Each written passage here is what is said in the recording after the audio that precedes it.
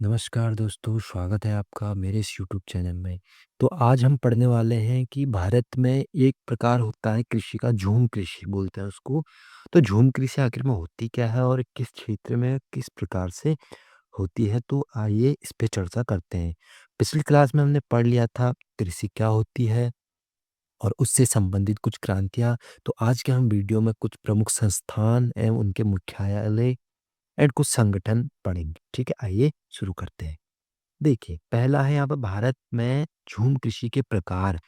अब भारत में जो है झूम कृषि होती है, बहुत मेन इम्पोर्टेंट। तो उसके कौन-कौन से प्रकार यहाँ पर पाए जाते हैं। तो यहाँ पर क्षेत्र दिए गए हैं, यहाँ पर है झूम कृषि के प्रकार।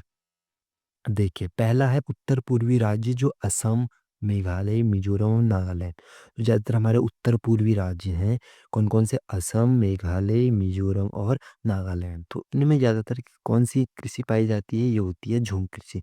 तो क्वेश्चन इससे बन सकता है कि कौन से राज्य में झूम कृषि होती है, ठीक है? तो ये होगी हमारी जो उत्तर-पूर्वी राज्य हैं, उनमें कृषि। आइए आगे बढ़ते हैं। अब इसमें देखिए, इसमें दूसरा आता है आंध्र प्रदेश व उड़ीसा। ठीक है, आंध्र प्रदेश और उड़ीसा में क्या बोलते हैं इस कृषि को? तो यह है पोंदू या पामाडाबी या केमान या बरीगा।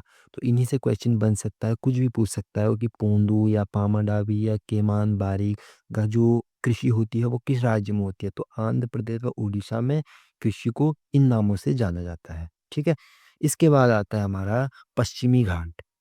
ठीक है? पश्चिमी घाट में क्या कहा जाता है? इसमें कहा जाता है इस कृषि को, झूम कृषि को कुमारी। ठीक है? इसके बाद है केरल। केरल राज्य में कहा जाता है पोनम या पोणम बोलते हैं इसको।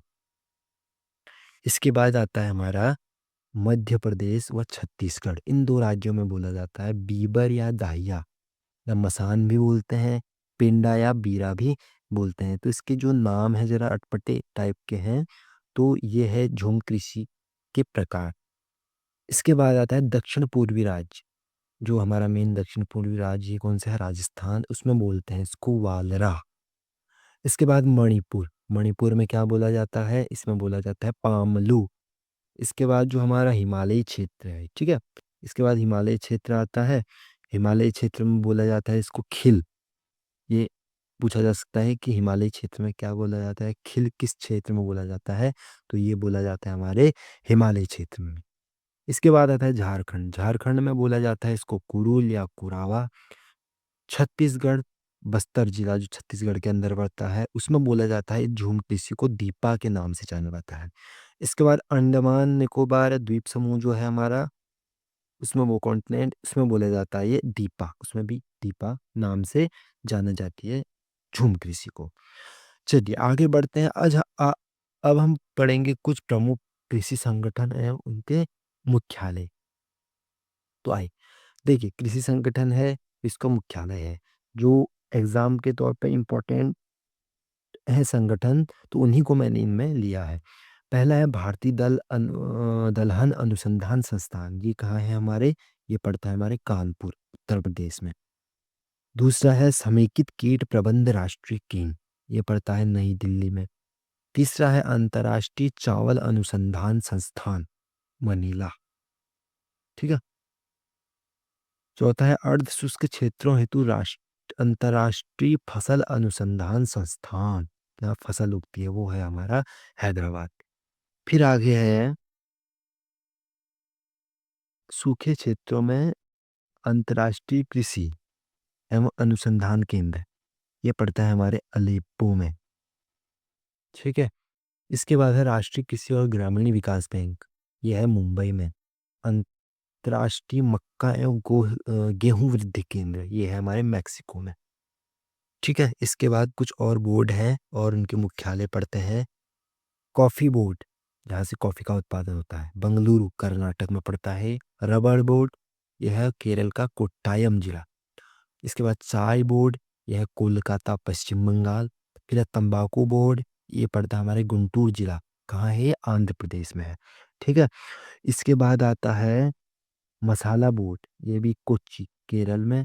राष्ट्रीय मांस एवं पोल्ट्री बोर्ड, यह है हमारे नई दिल्ली में। भारतीय अंगूर प्रसंस्करण बोर्ड, ये है हमारे पुणे, महाराष्ट्र में। तो ये थे कुछ प्रमुख अंतर्राष्ट्रीय संगठन, कृषि संगठन एवं उनके मुख्यालय। अब यहाँ पर एक पॉइंट दिया गया है, यहाँ पे कह रहा है कि दक्षिण भारत में चाय की खेती पश्चिमी घाट की नीलगिरी तथा इलायची की पहाड़ियों के निचले ढालों पर की जाती है। तो दक्षिण भारत में जो ज़्यादातर चाय की खेती होती है, किसकी? चाय की खेती होती है, तो वो नीलगिरी नीलगिरी से लेके जो इलायची की पहाड़ियाँ हैं, मतलब पश्चिमी घाट के नीचे की साइड, ऊपर की साइड तो नीलगिरी की पहाड़ियाँ हैं, नीचे की साइड है इलायची की पहाड़ियाँ, तो उनके बीच का जो निचले ढाल में होती है, वहाँ पर चाय की खेती ज़्यादा होती है। कहाँ? दक्षिण भारत में। ठीक है? तो आइए आगे बढ़ते हैं। अब कुछ प्रमुख संस्थान हैं और कहाँ स्थित हैं, आइए पढ़ते हैं। यहाँ पर संस्थान दिए गए हैं, यहाँ पर है इनके स्थान। तो पहला है हमारा राष्ट्रीय मत्स्य उद्योग विकास बोर्ड, ये पड़ता है हमारे हैदराबाद में। इसके बाद राष्ट्रीय चावल शोध संस्था, यह है कटक। भारत डेयरी निगम एवं राष्ट्रीय डेयरी विकास बोर्ड, यह है आनंद। इसके बाद है भारतीय डेयरी अनुसंधान संस्थान, ये पड़ता है हमारे करनाल में। अगला है गन्ना प्रजनन संस्थान, कोयम्बटूर में। केंद्रीय कॉफी अनुसंधान संस्थान, ये पड़ता है हमारे चिकमंगलूर में। ठीक है? आइए इसके बाद आगे पढ़ते हैं। जूट कृषि अनुसंधान संस्थान, ये पड़ता है हमारे बैरकपुर में। इसके बाद केंद्रीय उर्वरक गुणवत्ता नियंत्रण एवं प्रशिक्षण संस्थान, ये पड़ता है हमारे फरीदाबाद में। फिर है टिड्डी चेतावनी संगठन, यह है जोधपुर में। इसके बाद है कृषि विपणन एवं निरीक्षण निदेशालय, ये पड़ता है हमारे फरीदाबाद में। इसके बाद है अगला राष्ट्रीय पौध, यह है राष्ट्रीय, दिख रहा होगा आपको, राष्ट्रीय पौध संरक्षण एवं प्रशिक्षण संस्थान, ये पड़ता है हमारे हैदराबाद में। अगला है चौधरी चरण सिंह राष्ट्रीय कृषि विपणन संस्थान, बहुत मेन इंपॉर्टेंट है, ये बार बार पूछा जाता है। ये हमारे जयपुर, राजस्थान में। ठीक है? भारतीय चारागाह चारा अनुसंधान संस्थान, ये पड़ता है हमारे झांसी में।